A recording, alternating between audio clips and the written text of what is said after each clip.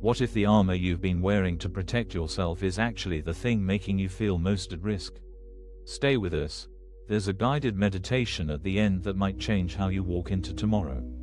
Here's what we're going to sit with today: the idea that defensiveness doesn't actually protect us. That every time we brace for an attack, we're not making ourselves safer, we're quietly confirming to our own nervous system that something dangerous is out there. And that signal doesn't turn off. It keeps us locked in a low-grade war we can never quite win, because the enemy keeps changing shape. What we're going to explore is a different model of safety altogether, one where the security we've been chasing isn't found by building better walls, but by realizing we never actually needed them. Let's start with something small. A one-line email arrives from your manager. Just 4 words: "Can we talk later?" No context. No emoji. Nothing. Watch what your mind does in the next 3 seconds. Because there's a reasonable chance it's already off to the races. You start scanning. What did I do? Was it the report? Was it that comment in the meeting? Is this the beginning of the end? You draft explanations. You rehearse tone. You pre-decide which colleague you're going to subtly redirect the blame toward if things get sharp. By the time the actual conversation happens, you fought an entire imaginary battle. You're tired. You're guarded. You're ready. And then your manager says, "Hey, I wanted to run a new opportunity by you." And you can barely hear it, because you're still holding the shield. This is Sarah's story, but it's also probably yours in some version. 4 hours in a war that never existed. Armor so heavy it made it hard to hear good news when it finally arrived.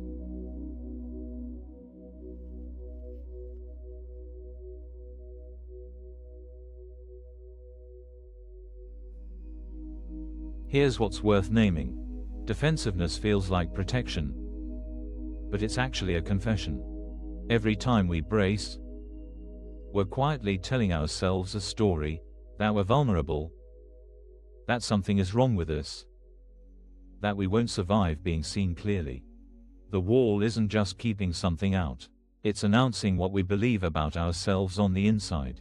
And this is exhausting in a way most of us don't fully register, because we've never known anything else.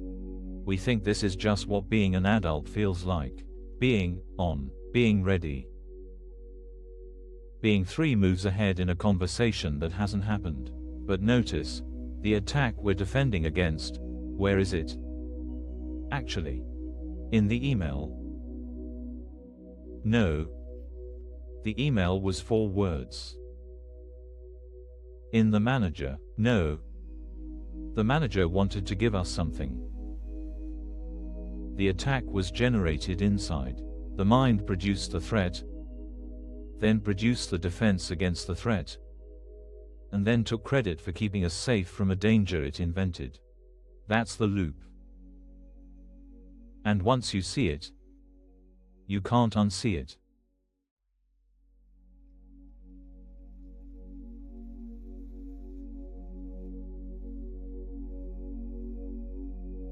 Here's the image I want you to hold. Imagine wearing a full suit of medieval armor to a dinner party. You clank in. You can't sit comfortably in the chair. You can't reach for your glass without something creaking. The visor muffles everything. So you keep asking people to repeat themselves. And everyone around you, people who came in soft clothes, ready to laugh, they get quietly tense. They don't know what you're preparing for, but whatever it is, it's making them uneasy too. The armor was built for a battlefield. A real one. Maybe there was a time in your life when you needed it, when you were younger, when something hurt you, when you learned that being open wasn't safe. That armor made sense then. It probably saved you. But the battlefield ended, and you forgot to take it off. That's what defensiveness looks like from the inside. Heavy, loud, exhausting, and quietly isolating, because even in a room full of people who genuinely wish you well, you can't quite feel them through the metal.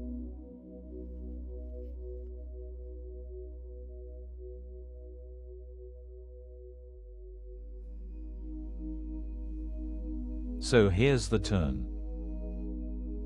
Here's the piece that changes everything if you let it.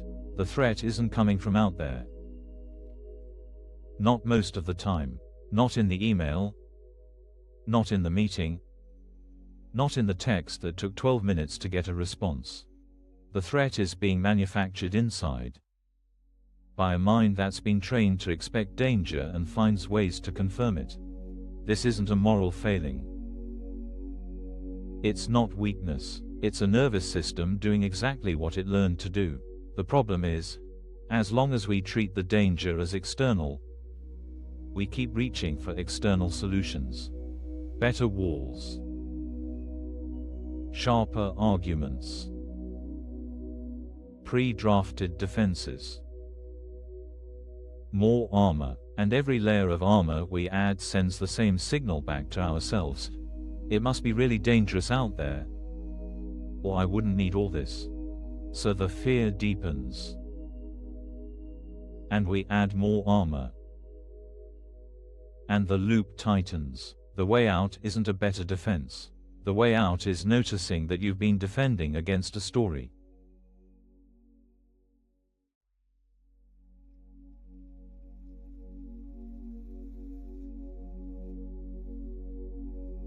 So what does this actually look like on a Tuesday afternoon? The email arrives. Can we talk later? You feel the familiar jolt. The mind starts drafting, and instead of following it down the rabbit hole, you pause for one breath and ask a different question. What if nothing is wrong? Not as a mantra, not as spiritual bypassing, as a genuine possibility. What if this is just a request for a conversation? What if the meeting is just a meeting? What if the silence from your friend isn't rejection? It's just a Tuesday. You walk into the meeting without the 3 rehearsed explanations. You don't need them yet. You might never need them. You can respond to what's actually happening instead of what you predicted would happen. And you notice something strange. The room isn't as tense as it usually feels, because you brought less tension into it. The hard conversation you were dreading, it goes shorter than you thought, because you weren't fighting a war the other person didn't know they were in. The critical email. You read it once. You feel something, you put it down. You come back to it in an hour. The response you write is half as long and twice as clear. Daily life doesn't get harder without the armor. It gets quieter.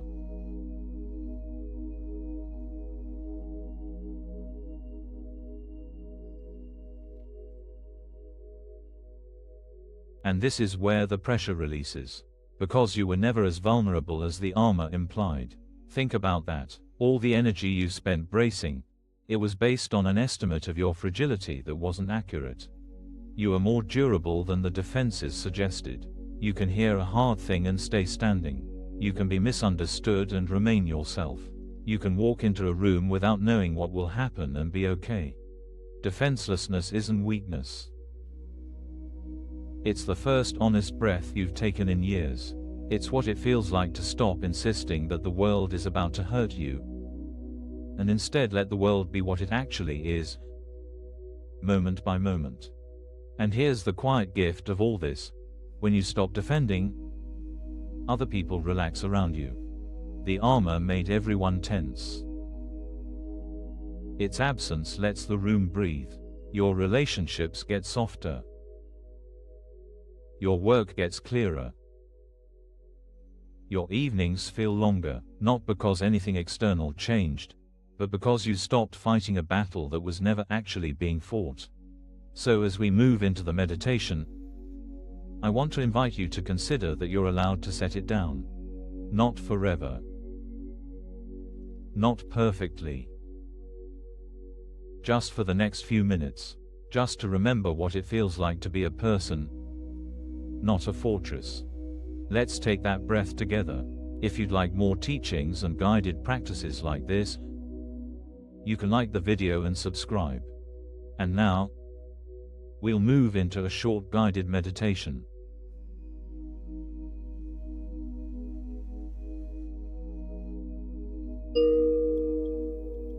Let's settle in. Find a position where your body can rest, feet grounded, or legs crossed, or lying back, whatever asks the least of you right now. Let your eyes close, or soften your gaze toward the floor. Take one breath in through the nose, and a longer breath out. Another breath in, and out. Notice the places where you're holding something. The jaw, the shoulders, the space behind the eyes, the small tightness around the chest. You don't need to fix any of it, just notice. This is what carrying the armor feels like. Small tensions, quiet bracing. A body prepared for something that isn't happening. And for the next few minutes, you don't need to be prepared for anything. Nothing is being asked of you here. Breathe in. Breathe out. Imagine, gently, that you could set one piece of it down. Just one. The piece over your chest. The plate that sits above your heart. Let it fall away. Feel what that opens. Now the piece across your shoulders. The weight you've been carrying for whoever, for whatever. Let it slide off. Breathe into the space where it was. The helmet, the visor you've been peering through.